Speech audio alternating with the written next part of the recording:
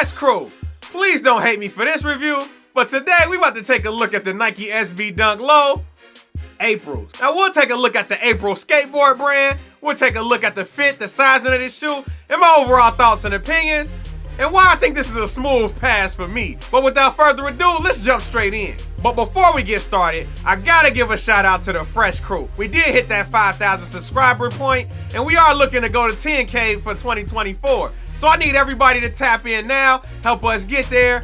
You gotta join the Fresh Crew. How you join the Fresh Crew? All you do is click like on this video and subscribe to the channel. Also, you can follow us over on Instagram and TikTok. Now, these Nike SB Dunk Low Aprils had a skate shop release here in the US on November 27th of 2023 for a retail price of $130. Now, these shoes have been floating around in the secondary market early for a long time now. They didn't see a sneakers app release at all. So these only came to the skate shops. And you know, when they only come to skate shops, it's gonna be pretty hard to get your hands on a pair. Now, I do think that it was a decent amount of stock on these, so skate shops that did get them, I believe they got a lot of pairs. So if you got a local skate shop in your area, it's probably best to tap in, just try to see if you get your hands on a pair. With this review coming out a day late, it may be over for these. Like, you might have to pay resale at this point. Now, we all know 2023 has been a year of a lot of shoes sitting, but the SBs have not played by that rule. The SBs been jumping out the gym. No matter what SB drop, they all go for over retail price on the secondary market. And this one is no different. Like, this price right now is jumping out the gym. Now, currently on StockX, you can pick up my size 12 in these Aprils for about $360. And that is before any taxes, fees, or processing fees for this shoe. And that price is kind of ridiculous. Now, these shoes are very identical to the Turbo Green Jordan 1 OG highs that released, I want to say like 3-4 years ago at this. It might have been about 5 years ago at this point. And those OG highs are going for about $380 in my size 12. And these are almost there right after drop. So that is ridiculous. Like, the shoes are pretty much identical. I personally don't have the Turbo Greens. I didn't pick those up when they released back when. And at that time, I wasn't really into Jordan 1 OG highs. But the shoes are pretty much identical outside of the Nike check. But this one is going crazy right now. And to be honest, if you really wanted this shoe, you should probably wait a little while to pick it up. But I don't see this shoe going down too much more, especially in my size 12. I think they're gonna hover around that 350, 360 point for a while now. And the reason why I say that is because it only came to skate shops. So if you don't know about skate shops or you don't have one in your local area, you have to pay resale to get this shoe. It's not like a sneakers app release where you can hold out and try to see if you get lucky on a draw or on a first come first serve. Nah, it's over with. This release is done. Now, before we go any further, let's take a closer look at this shoe. This shoe has a white and turbo green upper. Mesh covers the mid panel and back of the shoe. Tumbled leather on the toe box. An icy outer sole. April and chrome on the back of the shoe. An A with Dunk Low Pro on the tongue. Now, the materials on this shoe ain't bad at all. Like, the mesh material is something different that you don't see on a lot of SB Dunks, lows or highs. And I like that reflective Nike check. It's not that bad.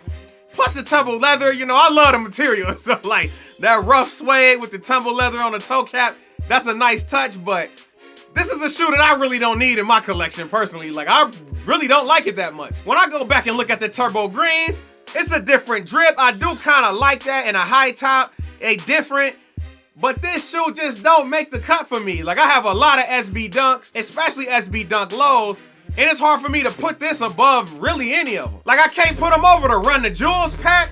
Like, this pack was nice.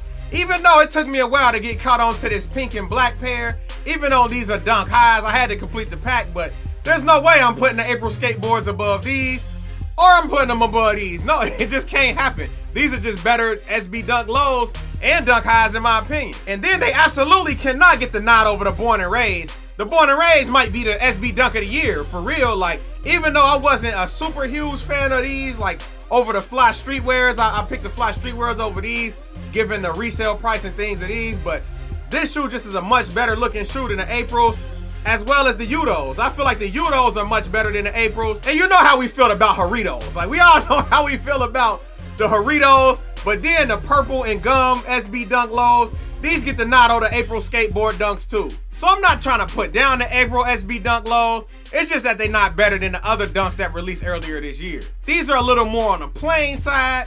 And honestly, this is a shoe that I probably would never wear if I kept in my collection. I know a lot of sneaker reviewers are afraid to say that, but I guarantee you they feel the same way. Now, I don't want to discourage you from picking up this shoe though. You should definitely buy what you like. Unfortunately, this just don't make my cut. But if you were looking to pick this up and this was your first pair of SB Dunk Lows, you was worried about the fit or the sizing of the shoe, I would definitely recommend going a half size up if possible, because the Nike SB Dunk Lows usually have a thicker tongue, and that makes the shoe fit slightly tighter at times. So a half size up is pretty good, but if you have a bigger foot like myself, I wear size 12, and I have a wide flat foot, I do have to go true to size, because a 12 and a half just really don't exist, and a 13 is a bit too big for me. So I do go true to size. I try to wear thinner socks so I can make the shoe fit. If you can't go up a half a size, loose lacing your SB Dunk Lows do help too. It does create a little extra space on the side there, so I would recommend that as a tip also. Now, if I had to rate this shoe between 1 and 10, with 1 being the worst and 10 being the best, this is about a 7, 7.5 again. I know I keep giving this rating away. You know, a lot of these shoes are just mid. I don't know why. We getting a lot of mid shoes at the end of 2023. It ain't been a lot of heat, but this one definitely does not make the cut. Now, the hype was definitely there on this one. And this really could stay in a sneaker cave if I wasn't being so picky. But this one who has to leave. Like, it's a lot of heat dropping. I'm gonna be bringing y'all a review of the Amam and Year 5s here soon. But before I get out of here, I gotta hear from the Fresh crew. How y'all feeling about the Nike SB Dunk Low Aprils? Did y'all like these? Is it something y'all put in y'all collection? Drop it down in the comment below. And I need you to join the Fresh crew. How you join the Fresh crew? You click like on this video, subscribe to the channel, and follow us on social media at Fresh Colorway on TikTok and Instagram. It's your boy Mo signing out for Fresh Colorway, and I'll catch y'all on the next one.